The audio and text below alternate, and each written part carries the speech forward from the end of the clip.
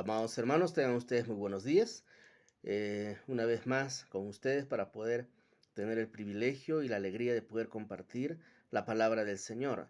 Estamos en el libro de Hechos, capítulo 22. Como ha antecedido el pastor Juan Carlos, hablaba acerca del carácter y la actitud que tenía Pablo para poder predicar la palabra de Dios. Era una actitud bajo su personalidad vehemente, aguerrido, sin temor, una persona muy apasionada, pero también una persona que sabía obedecer la voz de Dios y cumplirla tal cual. ¿Y esto por qué? Porque él tuvo una experiencia sobrenatural que le permitió a él ser obediente, saber escuchar la voz del Señor y obedecerla. Y había acontecido de que había una confusión y él fue arrestado y el pueblo judío quería prenderle, azotarlo, inclusive matarlo y encarcelarlo. Y él pide la intervención, le solicita al tribuno la intervención propia de él mismo para poder ejercer su defensa ante tanta algarabía, ante tanta multitud que gritaba, estaba muy entusiasmada pidiéndole que al tribuno que lo castigue, que lo azote, que lo encarcele o que lo mate, porque también conocían quién era Pablo. Entonces, aquí vemos algo importante. Él dice, yo quiero asumir mi defensa, yo quiero hablar al pueblo y que me escuchen, porque yo quiero que ellos sepan cómo fui antes y cómo soy ahora, cómo Dios transformó mi vida. Quiero dar testimonio de cómo yo pude cambiar. Y eso es algo importante, iglesia, que nosotros también podamos entender de que tenemos una vida anterior y una vida como consecuencia de haber tenido un encuentro con el Señor, tenemos ahora una vida diferente. A veces es importante poder dar testimonio y predicar también de aquello. Pero en esta ocasión Pablo lo hace para su defensa y que el pueblo pueda entender quién es él. Y así asume su defensa en el capítulo 22, dice, al oír, y él empieza a hablar a la multitud diciéndole, varones, hermanos y padres, oíd mi defensa ante vosotros. Al oír que les hablaba en la lengua hebrea, guardaron aún más silencio. Se sorprendieron que una persona conocida con la nacionalidad romana hablase en la lengua judía. Y él les dijo, de cierto yo soy judío, nacido en Tarso de Sicilia, pero criado en esta ciudad, instruido a los pies de Gamaliel, estrictamente conforme a la ley de nuestros padres, celoso de Dios como lo sois cada uno de vosotros, y que yo perseguía antes a la iglesia.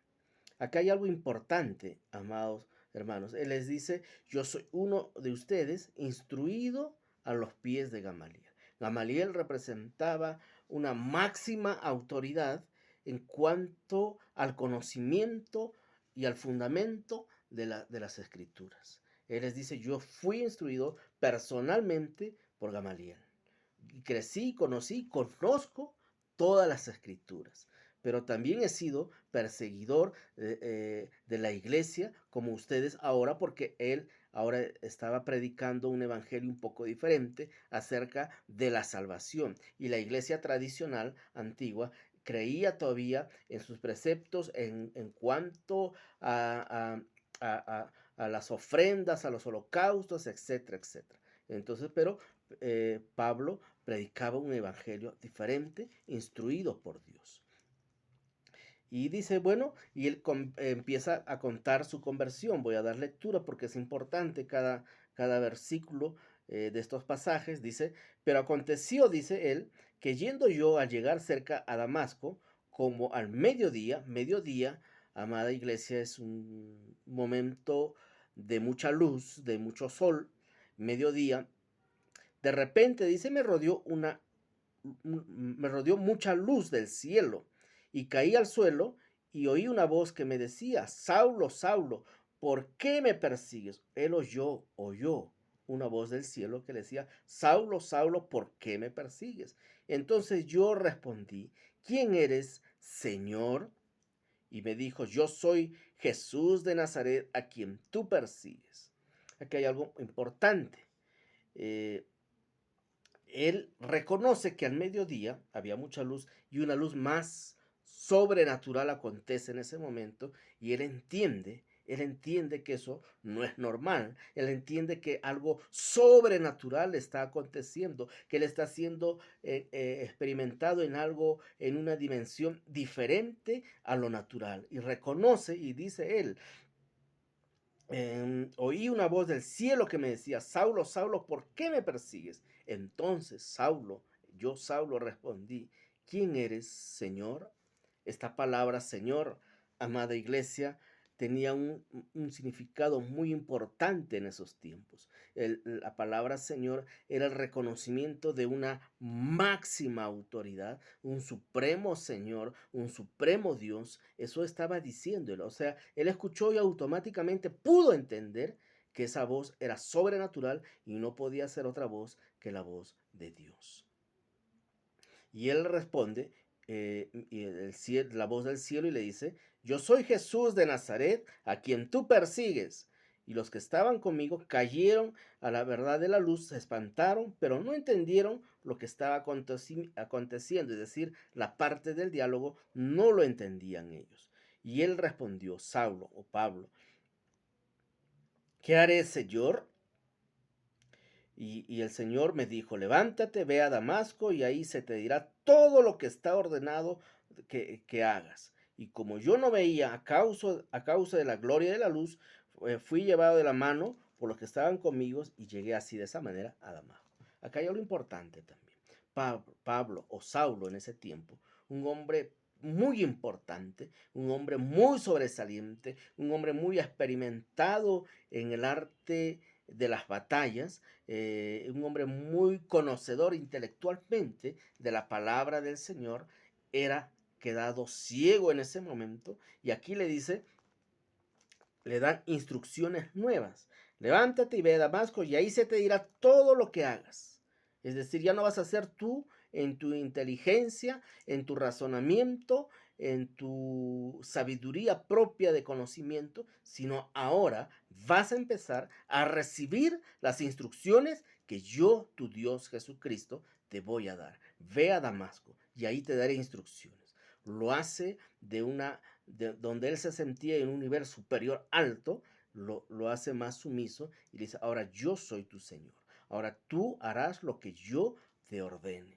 Y eso es lo que él, quedando ciego, no le quedaba otro y dice, él mismo dice cuenta, fui llevado de la mano con los que estaban conmigo a la mano.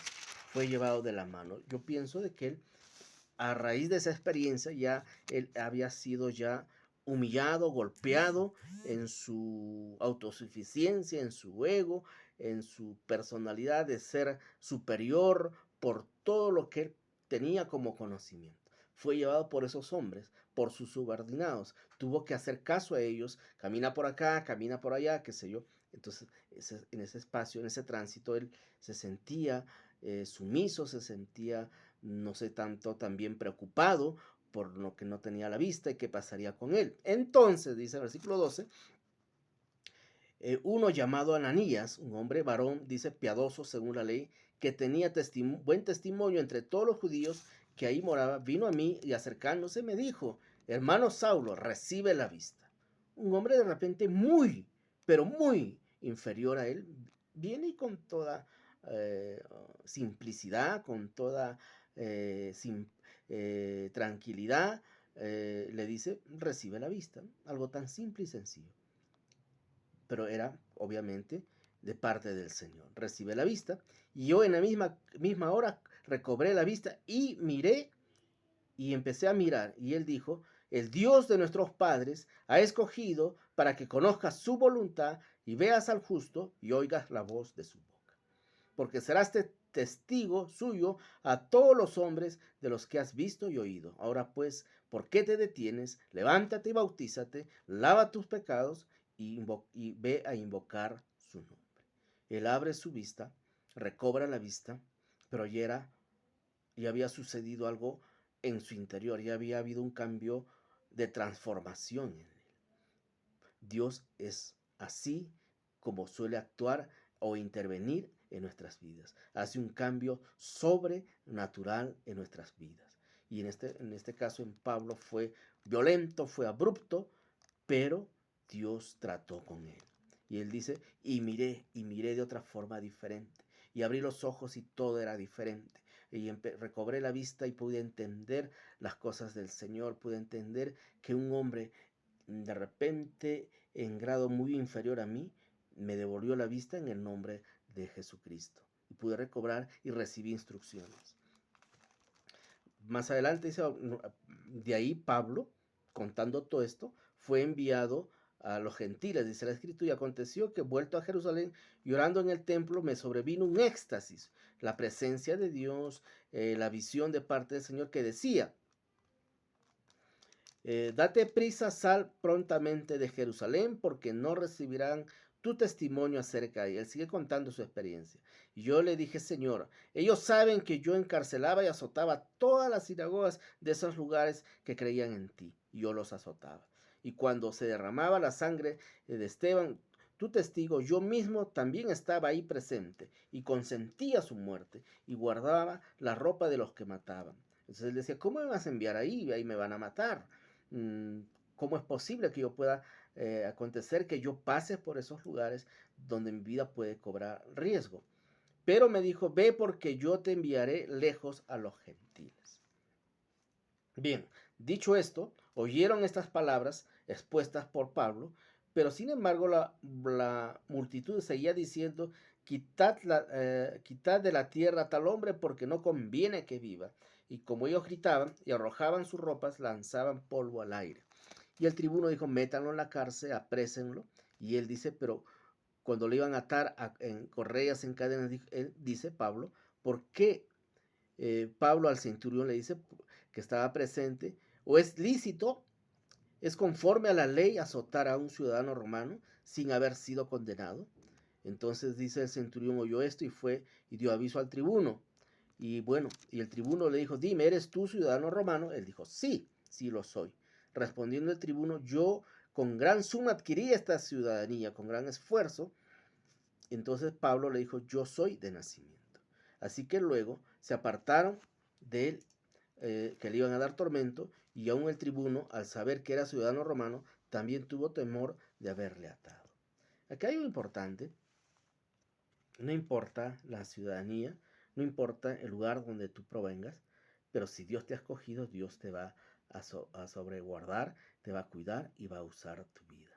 Qué importante es la vida de Saulo, de Pablo, para poderlo nosotros entender en esta mañana, que somos escogidos, somos llamados a poder predicar la palabra del Señor y que Dios tiene que hacer una transformación en nuestras vidas.